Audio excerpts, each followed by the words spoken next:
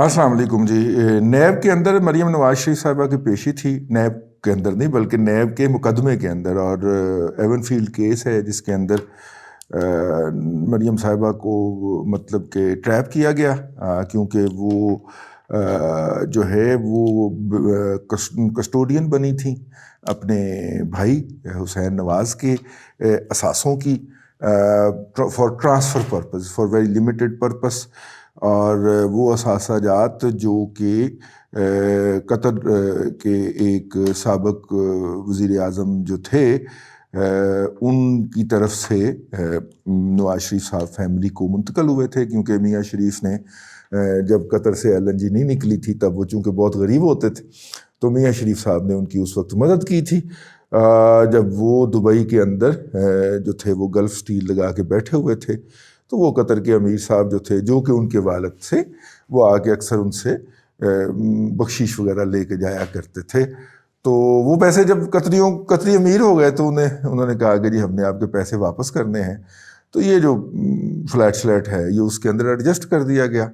तो वो बजाय इसके कि दादा से अब्बा को ट्रांसफ़र होते और अब्बा से पोते को जाते और उसके अंदर वो मसाइल पैदा होते, तो दादा ने बराह रास्त हिस्सा देख के, जो जायदाद की तकसीम हो रही थी, तो पोतों को ट्रांसफ़र कर दिया। तो पोते के नाम जब ट्रांसफ़र हुए तो वो ट्रांसफ़र प्रोसेस के लिए कुछ दिनों के लिए वो रहीं।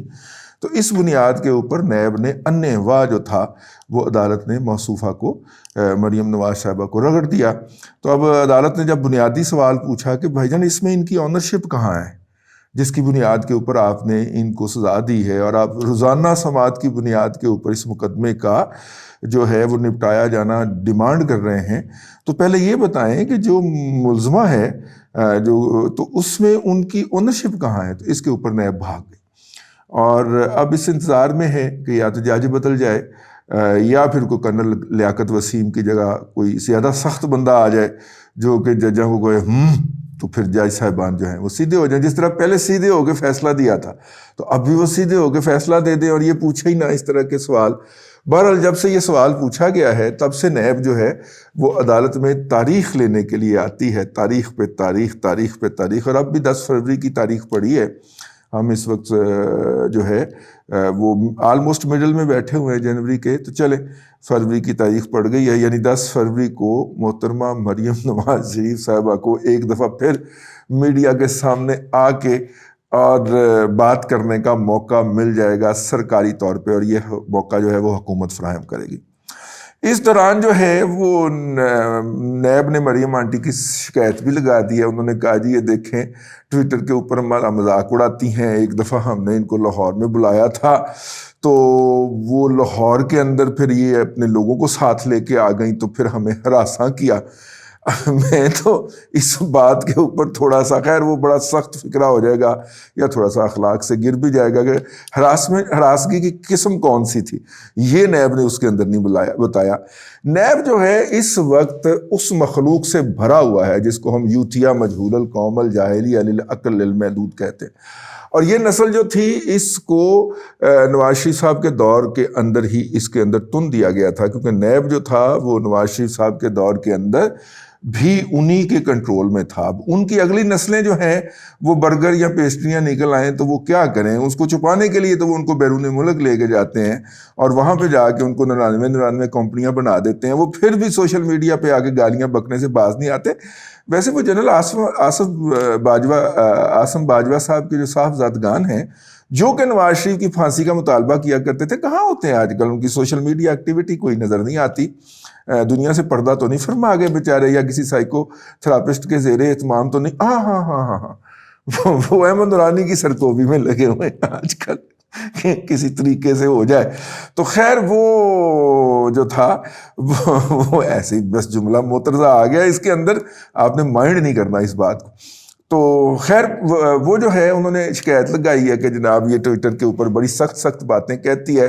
वो जैसे वो बच्चा जो है वो पेरेंट टीचर मीटिंग के अंदर अगर चले जाए, पहले 3 जो क्लासेस होती हैं बच्चे की, तो बच्चा मासूम ही होता है उस दौर के अंदर 5-6 साल की उम्र में, तो फिर अम्मी को शिकायत लगाता है कि आंटी ने मिस ने मुझे उस दिन भी मारा था, मुझे बाहर निकाल दिया था, मुझे डांटा था, हैं मिस मेरी लंच बॉक्स खोल के चेक करती हैं, ٹھیک ہے، وہ اس طرح کی جو شکایتیں ہوتی ہیں بچوں کی، اس پہ مشتمل بہت بڑی ایک رپلائی جو ہے وہ مریم صاحبہ کی درخواست کے نتیجے میں جواب میں وہ نیب نے فائل کر دیا. ظاہر ہے اس کی کاپی مل جائے گی عرفان قادر صاحب کو اور وہ اس کا جواب دیں گے. عدالت نے بھی یہی کہا کہ جناب آپ نے اس کا جواب تو دینا ہوگا تو آپ کاپی لے لیجئے. تو انہوں نے کہا جی دے دیجئے، تو وہ کاپی ملے گی. تو اگلی سماعت کے اوپر جو ہے وہ جو نیب کے یہ جو نیب کے اندر بھرتی کیے گئے، ان میں کچھ وکلا بھی ہو سکتے ہیں اور وکیلنیاں بھی ہیں، اور لیکن ان سب کے اندر ایک کامن چیز ہے کہ کسی نہ کسی حادث سروس یا ریٹائر کے کچھ نہ کچھ رشتہ دار نکلتے ہیں دور پار سے، یا ان کی پرچی ہوتے ہیں. اور پرچی ہونے کی وجوہات کئی ہو سکتی ہیں، ہم اس کے بارے میں کیا کہہ سکتے ہیں. وہ جو ہے وہ لیاقت وسیم صاحب کی ویڈیو کے بعد تو کچھ بھی نہیں کہا جا سکتا نا، اخلاقیات اس کی اجازت نہیں دیتی، لیکن وہ ہوا تو ہے. اور یہ لوگ بھرتی ہو گئے. اب یہ لوگ بنیادی طور پہ ایک جسے کہنا چاہیے فلفی نہیں، فلفی تو خیر پیارا لفظ ہے، ایک قسم کے جعلی قسم کے آرٹیفیشل قسم کے ماحول کے اندر پلے ہوئے بچے ہیں کہ جنہوں نے کبھی گلاس اٹھ کے نہیں پیا ہوتا پانی کا. اس کے لیے اڈلی ہوتے ہیں نا جی، وہ ہوتے ہیں نا گھروں کے اندر. تو وہ جو ہیں مطلب کہ اب ہم کیا کہیں، تو وہ ایسے ناز و نوم میں پلے ہوئے بچے جو ہیں وہ جب ان کو موقع ملتا ہے تو وہ پھر ایسے ہی کرتے ہیں جیسے ہمارے پروفیسر صاحبان سے وہ تحقیقات کیا کرتے تھے، اور وہ پروفیسر صاحبان ہمیں آ کے بتاتے کہ ان کے ساتھ وہ کس طرح کا رویہ رکھتے ہیں یا کس طرح کا سلوک کرتے ہیں یا کس طرح کی باتیں کرتے ہیں. عقل ان کی ایف اے سے بھی کم ہوتی ہے، انٹر سے بھی کم ہوتی ہے، اے لیول سے بھی کم ہوتی ہے. تو پھر اسی عقل کی بنیاد کے اوپر، چونکہ اسی کوالیفیکیشن بھرتی ہونے کی تو کچھ ہوتی نہیں ہے، ٹھیک ہے، ان نون ہے کوالیفیکیشن. جعلی ڈگریوں والا یار، جعلی ڈگری والا یہاں پہ ڈی جی لاہور رہ گیا یار اتنا عرصہ، ٹھیک ہے. تو آپ کیا بات کر سکتے ہیں اس ادارے کے اندر موجود لوگوں کی. تو ان کا وہ شکایت نامہ پہنچا، تو اس شکایت نامے کی کاپی جو ہے وہ دے دی گئی. مریم نواز شریف نے وہاں پہ کھڑے ہو کے کوئی ایکسٹرا آرڈنری بات نہیں کی کہ جو کسی بھی پاسبل جو انڈر کرنٹس ہیں یا جو انڈر ڈسکشن چیزیں ہیں ان میں سے کسی کو ڈینائی کرے یا کسی کو سپورٹ کرے. بہت محتاط تھیں وہ، آج اس حوالے سے ہونا بھی چاہیے، ان کا سیاسی کیریئر ہے اس کے حوالے سے. لیکن جو بات مجھے کھلی اور جو اس میں ہوئی کہ مریم نواز کے ارد گرد آج مجھے زیادہ لوگ نظر آئے، زیادہ جو ہیں وہ لوگ جو کہ پہلے تاریخوں کے اوپر نظر نہیں آیا کرتے تھے. ان میں ایک سابق ریلیجیس منسٹر بھی ہیں، نواز شریف دور کے اندر وہ رہے ہیں، ان کی شکل بھی ہمیں دیکھنے کو ملی. راجہ ظفر اللہ کے صاحبزادہ صاحب جو ہیں وہ بھی بڑا تکے مار مار کے خواتین کو آگے کھڑے ہونے کی کوشش کر رہے تھے. یہ وہ چہرے ہیں جو پچھلی تاریخ ہائے سماعتوں کے اوپر کم از کم میں نے تو نہیں دیکھے، آپ نے دیکھے ہوں تو میری رہنمائی ضرور کیجیے گا. اس طرح اور بھی کچھ شکلیں تھیں خواتین و حضرات کی جو کہ آئے، جن کا خیال ہے کہ اب پھر پامبڑ بلنے لگا ہے یا میلہ مچنے لگا ہے تو ہم بھی جا کے تو اپنی شکل دکھائیں تاکہ سند رہے اور وقت ضرورت کام آئے. یہ وہ تمام چہرے ہیں جو جب نواز شریف صاحب تاریخ بھگتنے جاتے تھے تو اس وقت ان کے پیچھے سے غائب ہوتے تھے، نہیں آتے تھے. پھر نواز شریف صاحب جیل چلے گئے اور وہ جیل میں بیٹھ کے کہتے تھے کہ یار جیل میں تو میں ہوں لیکن آپ کی زبانوں کے اوپر تالے کیوں لگے ہوئے ہیں. تو پھر یہ لوگ بالکل ہی غائب ہو گئے، کیونکہ انہوں نے دیکھا کہ جو لوگ نواز شریف صاحب کی فرمائش پہ باہر آ کے بولے ان کو نیب نے پکڑ کے اندر ٹک دیا. تو پھر ان کا میڈیا ٹرائل بھی کیا گیا. میڈیا ٹرائل سے یاد آیا یار، وہ اپنے کیا نام ہے وہ نہیں یار، بشیر میمن صاحب کے اوپر ہم نے ایک ولاگ کیا تھا، اور بشیر میمن صاحب نے، ہمارے ولاگ کون دیکھتا ہے یا اس کا کیا امپیکٹ ہونا ہے، لیکن بشیر میمن صاحب نے 1 2 3 ٹی وی چینل کو 4 ٹی وی چینل کو انٹرویو بھی دے دیے. تو ان انٹرویوز کو لائنوں میں لکھ کے 1 2 3 4 اور اس کے اوپر ایف آئی اے نے لیٹر لکھا ہے پیمرا کو کہ یہ انٹرویو جو ہیں یہ نشر نہ ہونے دیے ہیں. تو بھائی نا آپ نے کیسے دیکھ لیے تھے نیب صاحب؟ ٹھیک ہے، نشر ہوئے تھے تو آپ نے دیکھے تھے. اچھا ہو سکتا ہے ان کی، میں نے آپ کو کہا نا بڑی لمیٹڈ عقل کے لوگ بیٹھے ہوئے، یوتھیا مجہول القوم الجاہلیہ للعقل للمحدود اسپیشل ایڈیشن. یہ پاکستان میں جو ان کی اولادیں ہیں وہ اسپیشل ایڈیشن ہے نا یوتھیوں کی. تو کہا کہ اس کو بھائی نشر تو ہو گیا، ڈیمیج واز آلریڈی ڈن. ٹھیک ہے, جو اس کا میسج پہنچنا تھا پہنچا دیا گیا. اب پتہ نہیں ایف آئی اپنا کیا نام ہے پیمرا جو ہے وہ واٹس ایپ کے اوپر کمیونیکیٹ کر دیتا ہے اس کو.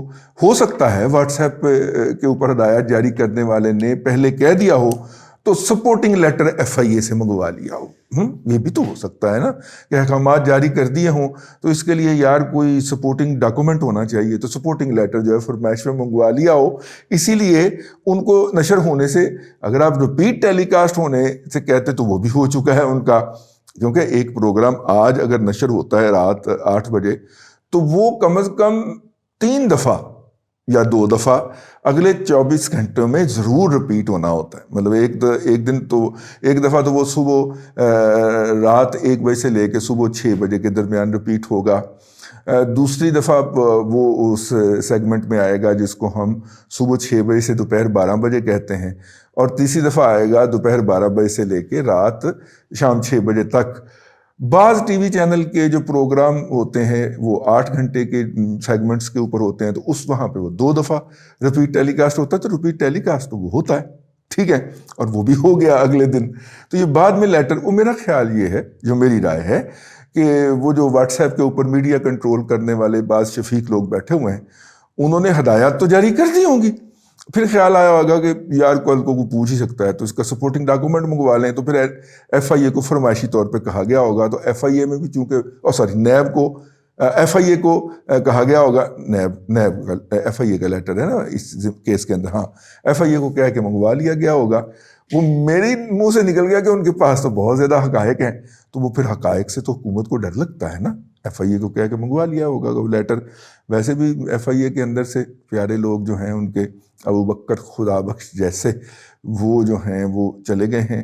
بہت دن ہو گئے ہم نے نہیں سنا کہ وفاقی حکومت نے جو ہے وہ جو جعلی تنظیم ہے وہ ایرانی یہودی والی, کیا نام ہے اس کا یار, وائٹ, ہاں وہ والی براڈ شیٹ جو ہے اس کو پیسے بھجوانے کی وفاقی کابینہ نے کوئی منظوری دی ہو.